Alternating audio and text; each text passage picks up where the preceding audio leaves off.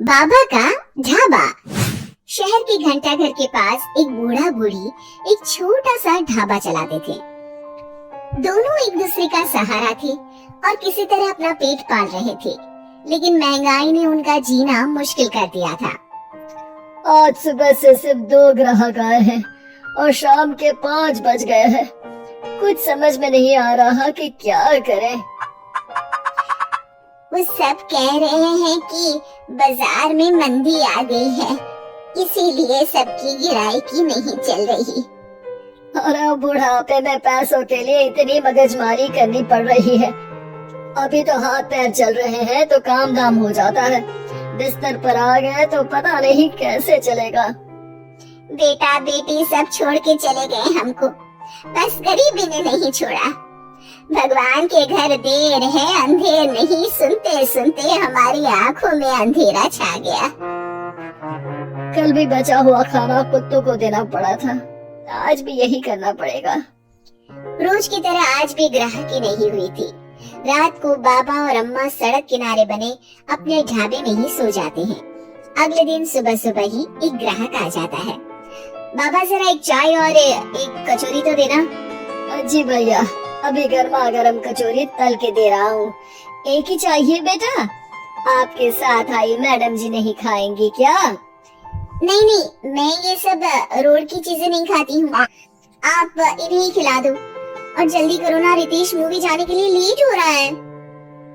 अरे बाबा, लाल चटनी ज्यादा डालना। हाँ, लेकिन उसके बाद फिर पूरे दिन कोई ग्राहक नहीं आता और फिर से सारा खाना वेस्ट हो जाता है। ये सिलसिला कई दिनों तक चलता है और तभी एक दिन एक लड़का वहाँ अपना मोबाइल लहराते हुए पूछता है, हेलो दोस्तों, कैसे हैं आप सब? ठीक ही होंगे, मैं भी ठीक हूँ। और आज हम हैं किशनगंज के बाबा के ढाबे पर। चलिए देखते हैं कि बाबा क्या क्या बनाते हैं। बाबा, तो आज क्या खास बनाया है आपने? अरे भैया जी, आज ये समोसे बनाए हैं, कितने बांध दूं आपको? हाँ भैया जी, लाल चटनी के साथ बहुत अच्छे लगेंगे, ले लीजिए ना। ये देखिए दोस्तों, समोसे को बांध कर दिखा रहे हैं और ये लाल चटनी को देख के तो मुंह में पानी आ गया। आज तो मजा आ जाएगा, आइए चखते हैं दोस्तों। लड़का समोसा चखते ही तारीफों के पुल बांध देता है। वाह वाह वाह, मजा आ गया, इतना अच्छा समोसा मैंने तो कभी नहीं खाया। आपको यहाँ जरूर आना चाहिए और ये समोसा जरूर खाना चाहिए। और एक चीज, ये देखो, ये रोड साइड पर इनका ढाबा है, इनकी हेल्प तो होनी ही चाहिए। अच्छा, वैसे और क्या क्या बनाते हैं आप? बेटा, पराठे मैगी सब बनाते हैं। वाह वाह, इतना अच्छा खाना बनाते हो, बहुत भीड़ होती होगी। अरे नहीं बेटा, कोई नहीं आता हमारे ढाबे पे, पैसे पैसे को तरस गए हैं। अरे आप रो क्यों रही है? रोइए मत, क्या हो गया है? अरे बेटा, कुछ बिकता ही नहीं है, आधे भाव में चीजें बेच रहे हैं, प्यार से बना रहे हैं, फिर भी। तो आप दोनों ही हैं, कोई बच्चे नहीं है क्या आपके? अरे बेटा, जो है वो हमें छोड़ के कहीं चला गया है, उसके कारण ही हमें ऐसे दिन देखने पड़ रहे हैं। जो थोड़ा बहुत पैसा हमने इस ढाबे से बनाया था, वो सब लेकर भाग गया था।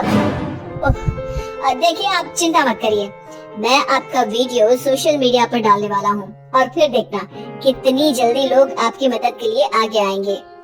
वो लड़का अपने कैमरा से बाबा के ढाबे का वीडियो बनाता है और सोशल मीडिया पे शेयर कर देता है। वीडियो बहुत तेजी से वायरल हो जाता है और कुछ ही घंटों में वीडियो में दिए अकाउंट में करीब 1 लाख रुपए जमा हो जाते हैं।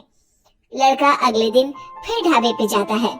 बाबा, आप रोइए मत, पब्लिक ने आपका सारा दुख दूर कर दिया है, आपके खाते में 1 लाख रुपए आ गए हैं। अब टेंशन लेने की कोई बात नहीं है, टेंशन भूल जाइए और मजे कीजिए। अरे बेटा, तुम्हारा हम कैसे धन्यवाद करें, तुम्हारे कारण इस दुकान पर आज इतनी भीड़ लगी है, वरना हम दोनों ने तो उम्मीद ही छोड़ दी थी। हरा झुक झुक जियो बेटा, तुमने आज एक गरीब का भला किया है, भगवान तुम्हें बहुत तरक्की देंगे। बाबा की कहानी सोशल मीडिया के बाद टीवी पर भी फेमस हो जाती है और टीवी पर बाबा का बेटा उनकी कहानी देख लेता है और उसकी नजर बाबा के खाते में आए रुपयों पर पड़ती है। 1 लाख रुपया, वो भी एक दिन में। अरे ऐसा ही चलता रहा तो ये दोनों तो करोड़पति हो जाएंगे और मैं ऐसा ही रह जाऊंगा। लगता है यही समय है इनके पास वापस जाने का। 2-3 इमोशनल डायलॉग चिपका दूंगा, दोनों मान जाएंगे।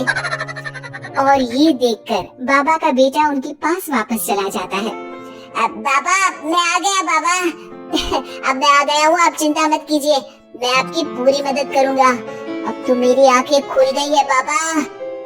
अरे बेटा, कितना याद करते थे तुझे मेरे लाल। अपने बूढ़े माँ बाप को छोड़ के अब कहीं मत जाना। अरे नहीं नहीं माँ, तब तो मेरी मजबूरी थी, लेकिन अब नहीं। मुझे माफ कर दीजिए माँ बाबूजी। बाबा काफी नरम दिल के इंसान थे और बेटे के आने की खुशी उनके लिए पैसों से कहीं ज्यादा होती है। वो अपने बेटे को माफ कर देते हैं। बेटा, हम तो कुछ साल में बचेंगे भी या नहीं कोई भरोसा नहीं, लेकिन तू मेहनत करके ये ढाबा चलाना, और इसलिए आज से मैं ये ढाबा और ये पैसे तेरे नाम करता हूँ। अब हमारी तो उम्र हो गई है, अब तू काम करना और हम घर बैठकर खाएंगे। ये कहकर बाबा सारा पैसा अपने बेटे को दे देते हैं और आराम से अपनी पत्नी को लेकर अपने पुराने घर चले जाते हैं। ढाबे पर काफी भीड़ बढ़ती है। कुछ दिन में ही बेटा काफी पैसे कमा लेता है। एक दिन जब व्लॉगर लड़का वहाँ पहुँचता है तो देखता है ढाबा बंद है। वो बाबा के पास जाता है। अरे बाबा, आपने अपना ढाबा क्यों बंद कर दिया? ढाबा बंद? नहीं तो। वो लोग वहाँ जाते हैं तो पड़ोसी बताते हैं कि ढाबा तो पिछले 4 दिन से खुला ही नहीं। बाबा ढाबे को अपने पास रखी चाबी से खोलते हैं तो देखते हैं कि ढाबे में एक बर्तन तक नहीं है। बाबा सर पकड़कर बैठ जाते हैं। हमारे बेटे ने हमें फिर से बर्बाद कर दिया। पर हमारे पास तो वापस बर्तन खरीदने तक के पैसे नहीं है। बर्तन भी बेचकर खा गया होगा नालायक। बाबा आप चिंता मत करो, आप काफी फेमस हो, लोग फिर से आपकी मदद कर देंगे। बस इस बार अपने बेटे को दूर रखना ढाबे से। अब की बार बाबा ढाबे पे एक बोर्ड लगवाते हैं जिस पर लिखा है सिर्फ बाबा का ढाबा। ये सिर्फ क्यों लिखवाया है जी? ताकि अपने बेटे को पता चले कि ये सिर्फ उसके बाबा का है। उसके लिए अब यहाँ कोई जगह नहीं।